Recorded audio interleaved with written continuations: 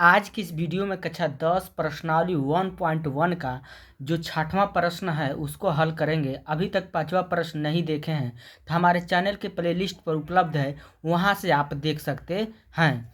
तो आइए 6वां प्रश्न क्या दिया हुआ है। दिया है, व्याख्या कीजिए कि 7 गुणे 11 गुणे 13 प्लस 13 और 7 गुणे 6 गुणे 5 गुणे 4 गुणे 3 गुणे 2 गुणे 1 प्लस 5 भाज्य संख्याएं क्यों हैं।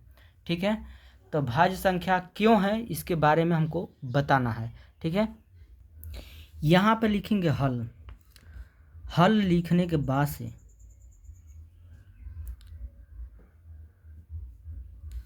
पहला भाग लिखेंगे।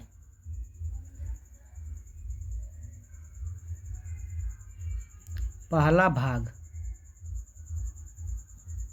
भाग कितना दिया है, 7 गुणे 11 गुणे 13 प्लस 13। ठीक है, तो यहाँ पे हम जान रहे हैं बीच में प्लस है, तो यहाँ से लेके यहाँ तक एक पद हो जाएगा और ये वाला जो है एक पद हो जाएगा। ठीक है, तो यहाँ पे हम देख रहे हैं 2 पद हो रहा है। दोनों पद में कॉमन क्या हो सकता है, तो दोनों पद में 13 है। देखिए इधर भी 13 है, इधर भी क्या है 13। तो 13 हम क्या करेंगे कॉमन, तो यहाँ पर बचेगा हमारा 7 गुणे 11 है, 13 समझिए कॉमन हो गया, प्लस उतार देंगे, 13 निकल गया है, क्या बचेगा यहाँ पे 1। ठीक है, अब यहाँ पर हम 13 उतार देंगे। उसके बाद यहाँ पे 1 के गुणा 11 में 7 गुणा 11 में करेंगे तो 77 हो जाएगा। अब प्लस 1 को उतार देंगे। ठीक है, अब फिर यहाँ पे 13 उतार देंगे, फिर यहाँ पर समझिए गुणा है। अब 17 और 1 जोड़ेंगे तो कितना होगा, 77 और 1 जोड़ेंगे कितना होगा, 78 हो जाएगा। तो यहाँ पर हम दोनों का जब हम गुणा करेंगे 13 और 78 का, तो आएगा 1014। अब हम देख रहे हैं 1014 है, ये भाज्य संख्या है। अब भाज्य संख्या क्यों है, तो हम जानते हैं भाज्य संख्या किसे कहते हैं।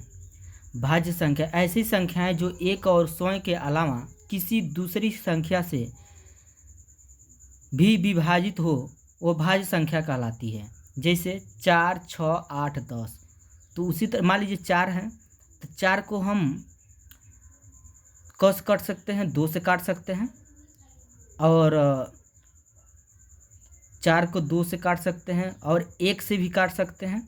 4 को कैसे काट सकते हैं, 2 से, 1 से भी काट सकते हैं, या संख्या स्वयं से भी काट सकते हैं, 4 से भी काट सकते हैं। तो यहाँ पर हमारा अनेक गुणनखंड इसका हो रहा है, यानी स्वयं के अलावा और दूसरी संख्या से भी क्या हो रहा है, ये विभाजित हो रहा है। ठीक है, इसलिए क्या होगा, ये भाज्य हो रहा है।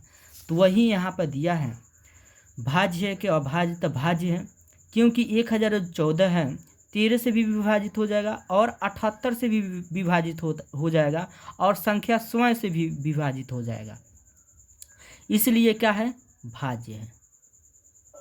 यही प्रश्न में पूछ रहा था कि व्याख्या कीजिए कि जो भाज्य संख्याएं क्यों हैं। तो भाज्य संख्या क्यों है इसके बारे में हमने बता दिया।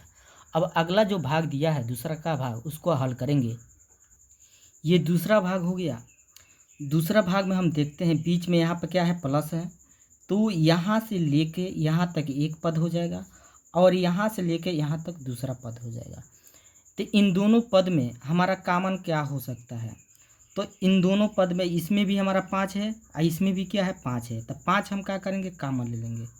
तो हमारा क्या बचेगा, संख्या 7 बचेगा, गुणे 6 बचेगा, 5 हमारा निकल गया है, गुणे क्या बचा है 4, प्लस 3 गुणे 2 गुणे 1 प्लस 5 समझिए निकल गया, क्या बचेगा यहाँ पे 1 बचेगा। अब फिर यहाँ पे 5 उतार देंगे, फिर कोष्टक में, अब यहाँ से लेकर यहाँ तक एक साथ क्या करेंगे, हम गुणा करेंगे। तो गुणा करने पर आएगा हमारा 1008 आएगा। 1000 कितना आएगा हमारा 8। ठीक है, +1 है तो +1 हो गया। अब फिर 5 उतार देंगे, यहाँ पे क्या छिपा हुआ है गुणा, और 1008 में 9 1 जोड़ेंगे तो 1000 कितना हो जाएगा 9 हो जाएगा। अब इन दोनों को गुणा जब करेंगे तब 5000 आएगा हमारा 45। अब यहाँ पर हम देख रहे हैं ये भाज्य है, क्या है हमारा भाज्य संख्या है। कौन संख्या है, भाज्य संख्या। तो भाज्य संख्या क्यों है, क्योंकि 5000 जो 45 दिया है 5 से भी विभाजित हो जाएगा और 1009 से भी क्या हो जाएगा, ये विभाजित हो जाएगा, और संख्या स्वयं से भी विभाजित हो जाएगा, इसलिए क्या है ये भाज्य संख्या है। ठीक है, तो वीडियो अच्छा लगा है तो लाइक करिए और कमेंट करिए। यदि चैनल पर पहली बार हैं तो चैनल को सब्सक्राइब जरूर कीजिएगा। ठीक है, धन्यवाद।